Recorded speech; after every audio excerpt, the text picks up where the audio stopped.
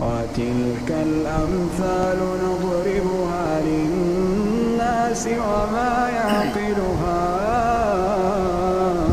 إلا العالمون.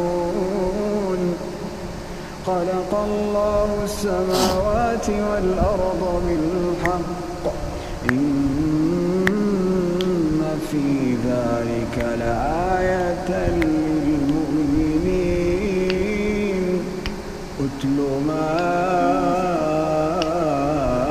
أوحي إليك من الكتاب وأقم الصلاة إن الصلاة تنهى عن الفحشاء والمنكر ولذكر الله أكبر والله يعلم ما تصنعون.